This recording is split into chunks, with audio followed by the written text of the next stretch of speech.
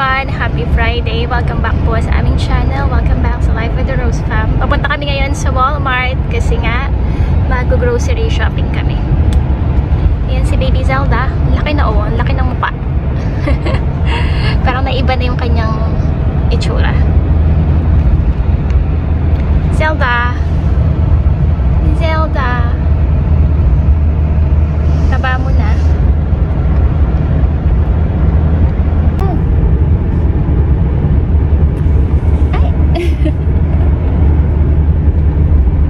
Meron siyang ano sa mukha. Parang kagat ng insekto. The snobbish Zayna. So medyo chilly ang panahon ngayon. 20 degrees Celsius. Umuulan din. Pero huminto na siya.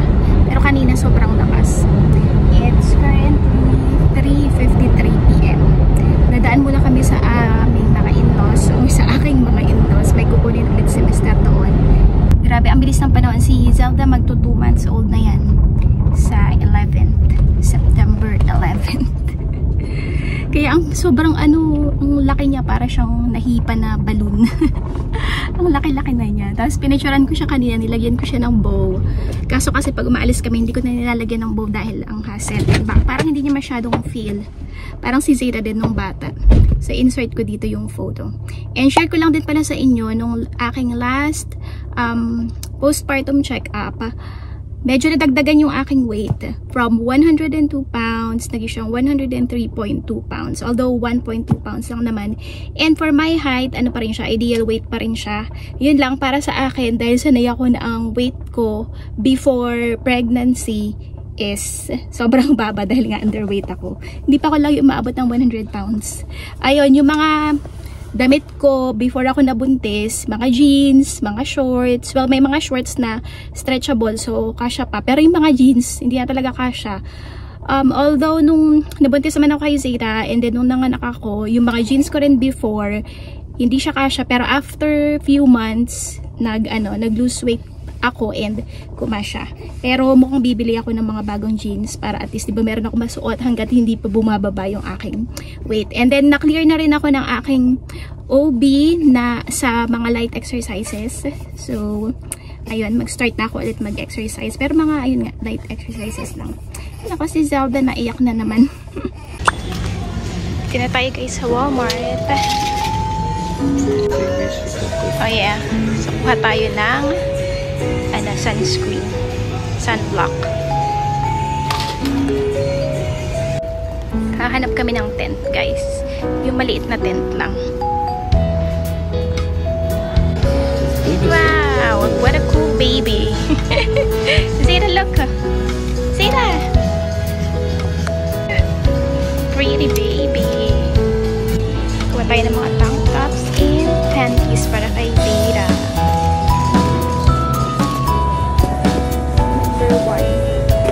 Babalik namin sa Hagi si Zelda. Try namin.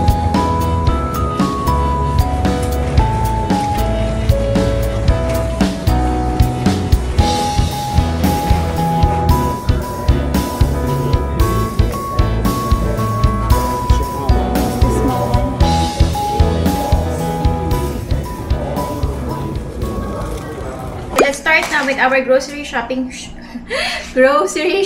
haul. And first is yung paper towels. Hindi ko na napakita. Nilagay ko na dito. And then Doritos, Blazing Buffalo Ranch, loaf bread, got 2 chips. And then isa pang chips, Doritos, then ibang flavor nga lang, golden sriracha. Favorite ko rin.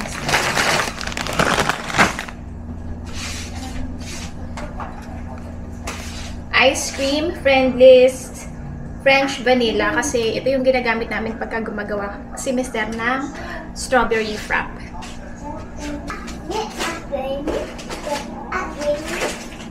Ice cream later.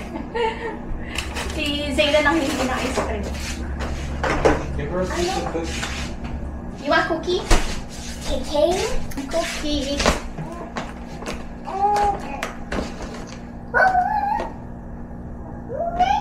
Choose the small one. Here. What will you say? Salamat.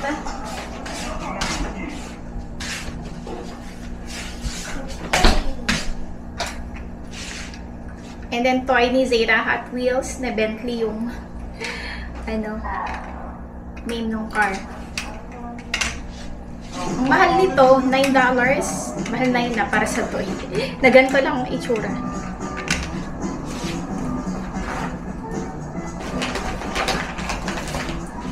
And then, dalawang coconut water. And then, 3 boxes ng whole milk. Tropicana orange juice. And then, pineapple juice. Gagawa yata si Mr. ng piña colada. We also have peanut butter. What is it? Cookie. You already finished your cookie. Tapos, Welch na strawberry fruit spread. Ice cream? Nakahingi na naman si Zeta ng ice cream. Later, baby. So, yung Welch strawberry spread na yun, ginagamit din yun ni Mr. San. Strawberry wrap. And then this one, kasama din. Extra creamy dairy whipped topping.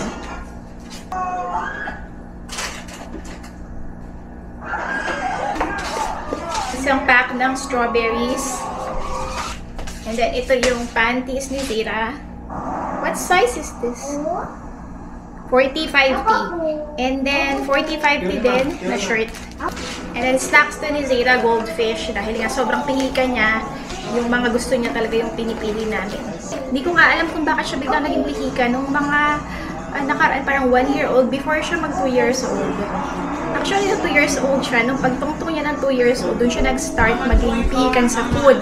Kasi before, kahit anong ibigay mo sa kanya, mga fruits, vegetables, rice, kahit alin, kinakain niya. Pero ngayon, pahirapan na talaga.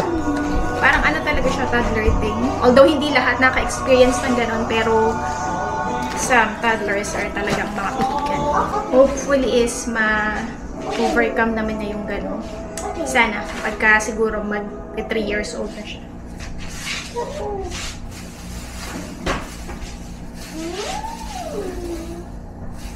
And then this one, green onions.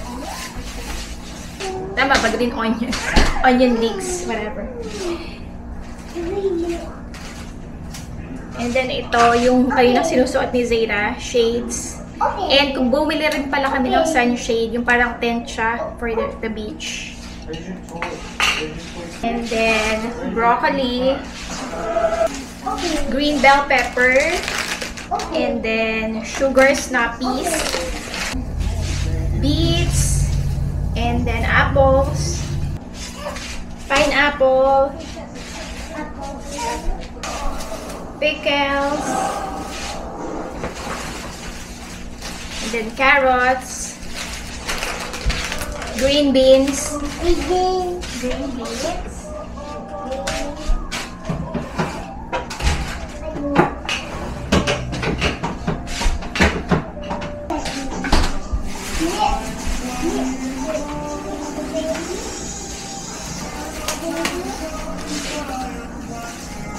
chicken thighs, and then ribs.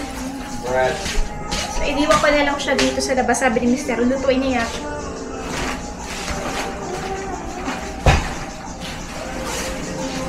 And then Huggies Little Snugglers. Number 1.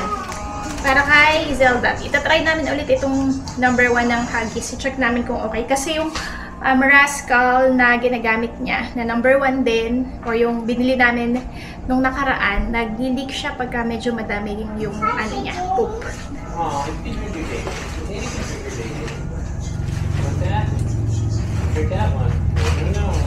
And then bumili ako ng damit sa Walmart, shorts, dahil nga yung mga shorts ko is hindi na kumakasya sa akin. Hindi ko nga alam kung anong size ko. Pero ito ay small. And then this one is extra small. And toothbrush. Instant noodles, isang Maruchan hot and spicy chicken, and chow mein. aspirin, and then butter. And then mag-chicken curry kami. Meron kaming Thai kitchen red curry. Sabi ni Mr. for ano daw to, authentic. How many serving? About 23 serving. Pero nilalagyan siya nitong coconut milk. So bumili kami ng 3 can ng coconut milk. Kasi yung ginagamit namin before na pang chicken curry, hindi naman siya nilalagyan ng ano, coconut milk.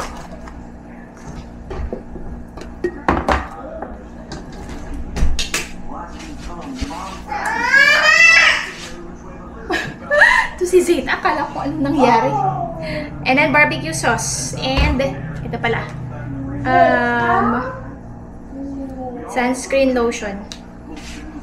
So, ayun lang ang aming pinamili for the week. And yung total niya ay ano ba yun? Yes. $333.87. May kasama pa palang tent. Tent ni... Ay, sinabi ko na, no? Kanina. Kalimutan ko. And yung diapers ni Zeta na 45p, 136 pieces ata yun.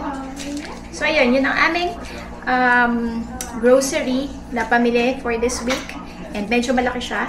So, ayan, ipuput away ko lang ito and tapusin ko na rin ang video dito. Maraming salamat po ulit sa pagsuporta sa aming YouTube channel. If you are new here, please do consider subscribing. And if you're watching, please don't forget to hit the like button. Thank you so much again for your support and see you again next time. Bye!